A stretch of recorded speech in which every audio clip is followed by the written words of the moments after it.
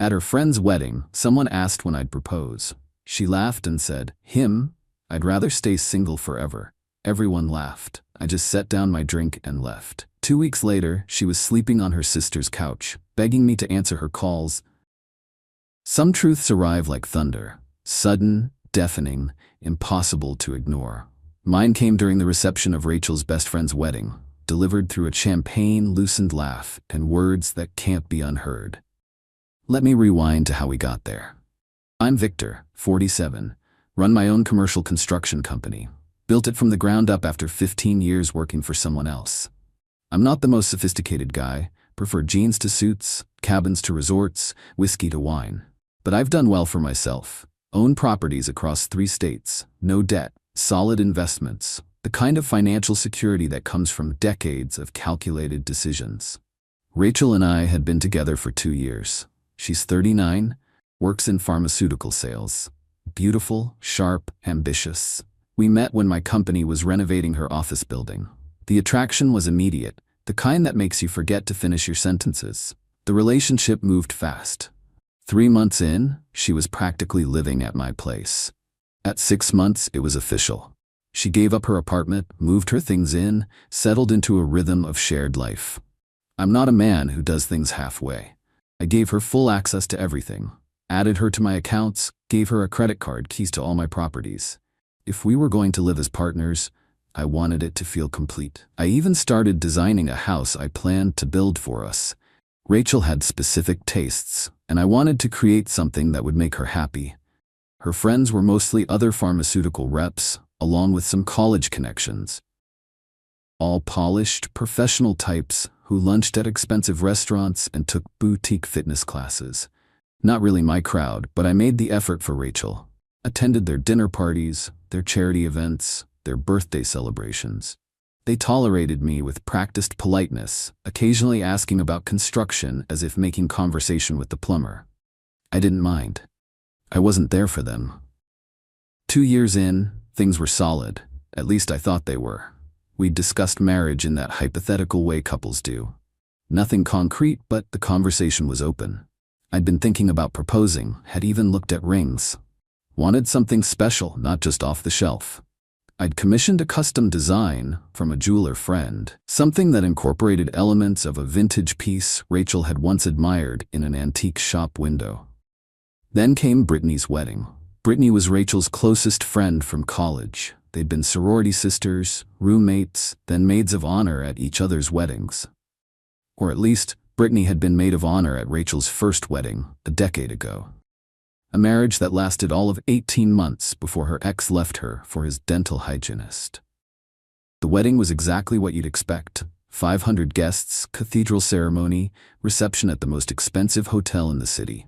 Open bar, live band, photo booths, the works. I wore my best suit, made conversation, danced when expected, played my part.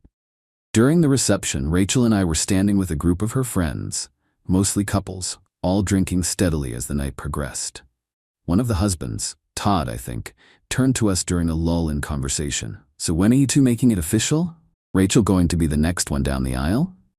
Before I could answer, Rachel laughed. Not her usual laugh, something higher, performative, meant for her audience of friends. "Him?" she said, gesturing toward me with her champagne glass. "I'd rather stay single forever." The group erupted in laughter. Someone clapped me on the shoulder consolingly. "Ouch, man." Another added, "Don't worry, Victor, she's just saying that because Brittany's dress cost more than your truck." More laughter. Rachel joined in, adding, "Seriously though, can you imagine me in a construction trailer signing building permits for the rest of my life?" I didn't laugh, didn't argue, didn't create a scene. I simply set my drink down on the nearest table, looked at Rachel for a long moment, then turned and walked away. Not just from the conversation, from the wedding, from the relationship, from the life I thought we were building. I could hear Rachel calling after me, her voice shifting from amused to confused to concerned as I continued walking. I didn't look back. In the hotel lobby, I ordered an Uber, then turned off my phone, went to my cabin in the mountains, the one place Rachel had always found too rustic to visit for more than a day. Spent the night sitting on the deck, watching the stars, feeling strangely calm for a man whose life had just imploded. By morning, I knew exactly what needed to happen. I drove back to the city and waited until Rachel would be at work. Used those hours to make calls to my lawyer, my accountant, my bank, not out of spite, but out of necessity. If someone shows you who they really are, believe them the first time. At the house, I packed my essential belongings. Clothes, important documents, family heirlooms. Left everything else. I owned several properties. I could replace furniture and kitchenware. What I couldn't replace was my time, which I'd wasted enough of already. Before leaving, I made one final sweep of the house. In the office, I collected the blueprints for the house I'd been designing for us, along with the material samples and color swatches Rachel had selected. In our bedroom, I retrieved the small velvet box from its hiding place in my closet, the custom ring, finally finished, that I'd planned to propose with next month. On the kitchen counter, I left my house key, alongside a printed list. 1. You have 30 days to find new accommodations. 2. The utilities will remain on during this time.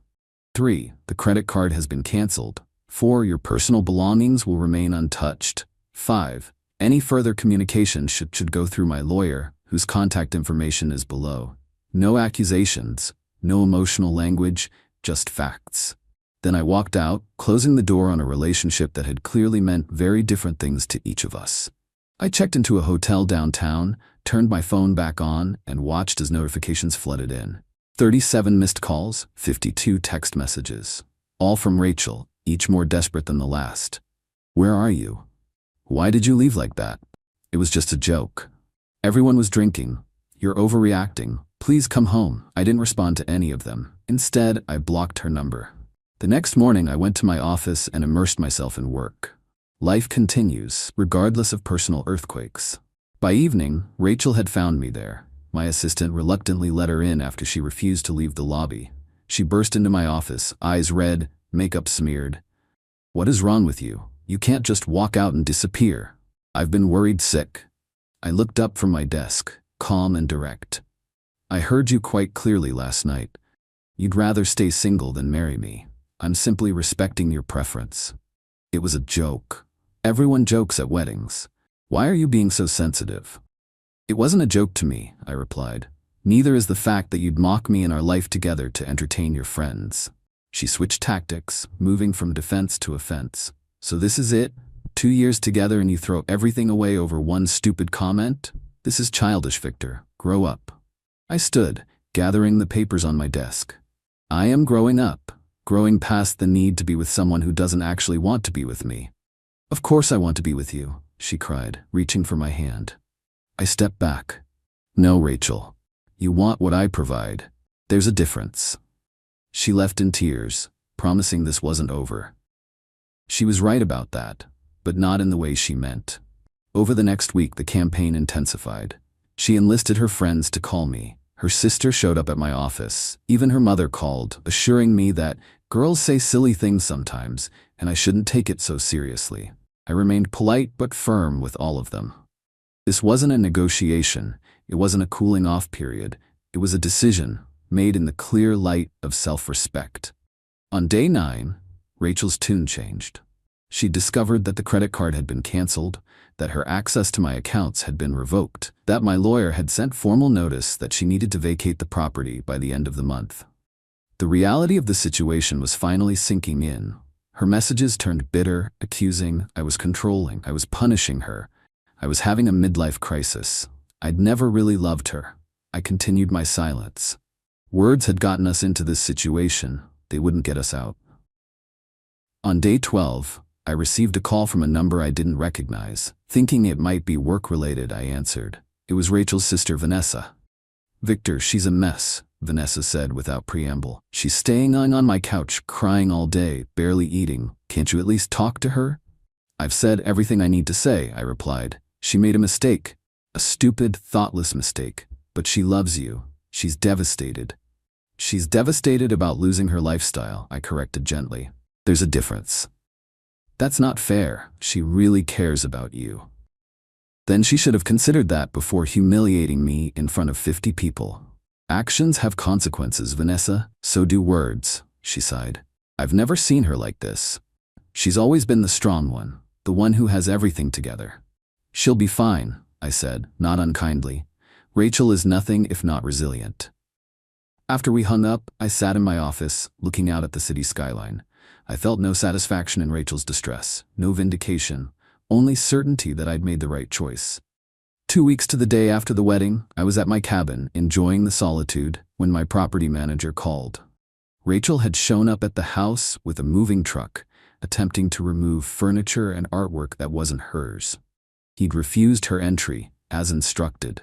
She'd created a scene, threatening legal action, causing enough disturbance that a neighbor called the police. I thanked him for handling it and asked him to send me the security footage.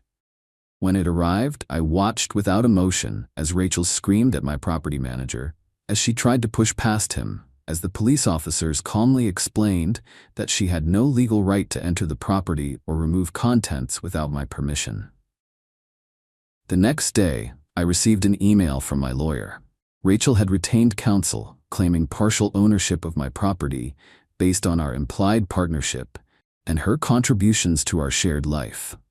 I forwarded the email chain showing where she'd rejected my offer to put her name on the deed last year, saying she didn't want the responsibility of homeownership. A week later, her lawyer withdrew the claim. It's been 2 months now. Rachel has moved into a new apartment, significantly less luxurious than the life she'd grown accustomed to with me. Through mutual acquaintances, I've heard she's telling anyone who'll listen that I overreacted and couldn't take a joke. The friends who laughed at her wedding comment have closed ranks around her, affirming her version of events. It doesn't matter. I know what I heard. I know what it meant. The custom ring sits in my safe. I'll have it reset someday, perhaps, when the memory of that night fades. The blueprints for the house have been modified. I'm building it anyway, but with changes that reflect my preferences rather than Rachel's. It will be my home, not a compromise. Last week, I ran into Vanessa at a restaurant downtown. She approached my table hesitantly. "She misses you," she said after an awkward greeting. "She knows she screwed up. I hope she's doing well," I replied sincerely. "But that chapter is closed." "She's not doing well at all, actually. She lost her job last month, couldn't focus, kept missing appointments. She's still on my couch." I nodded, feeling a twinge of sympathy, but no regret. "She'll land on her feet. Rachel always does." Vanessa lingered, seeming to want to say more. Finally, I was there that night, at the wedding. What she said, it wasn't just the alcohol. She talks like that about you to her friends all the time, has for years. I appreciated her honesty, if not the revelation itself. I figured as much. Thank you for confirming it. As Vanessa walked away, I realized something important. The pain I'd felt that night at the wedding wasn't about rejection or humiliation. It was the pain of seeing clearly something I'd been willfully blind to for 2 years. The relationship I thought I had existed only in my mind. Sometimes the most valuable thing you can do is set down your drink and walk away. Not as a dramatic gesture, not to teach someone a lesson, but because you finally understand that staying would cost you something essential, your self-respect. Rachel is still calling, still texting from new numbers when I block the old ones. Last I heard, she's telling friends she'll win me back, eventually. She doesn't understand that this isn't a game with strategies and scores. It's simply over. Some might call my response extreme. I prefer to think of it as appropriate. When someone tells you who they are, especially when they don't realize you're listening, believe them. Eat it. This blew up overnight. Some clarifications. 1. Yes, I owned the house outright before Rachel moved in. We were not married, and in my state, there's no common law marriage provision. She had no legal claim to any of my properties. 2. For those saying I should have confronted her at the wedding? Why? So she could deny it? Make excuses? Create a scene? Actions speak louder than words. Mine said everything necessary. 3. Many asked if there were red flags before this incident. Looking back, yes. Comments about how my work was just construction. Reluctance to spend time with my family. Embarrassment when I wore work boots to dinner. I ignored these because I thought they were my minor issues that would fade as she got to know me better.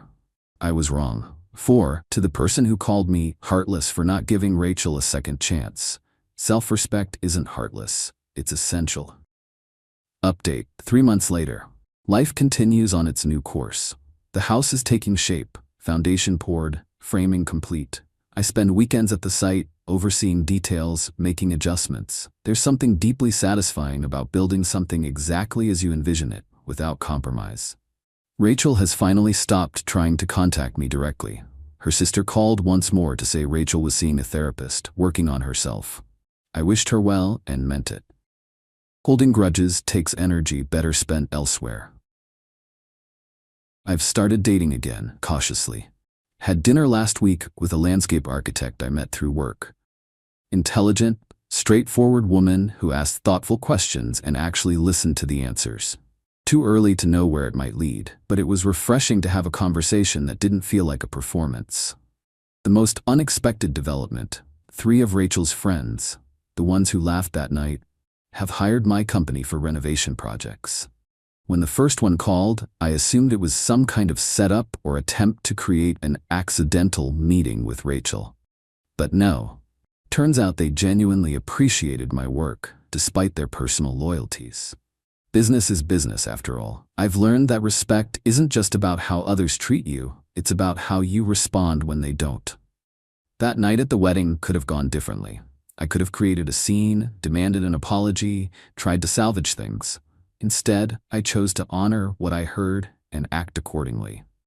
No regrets.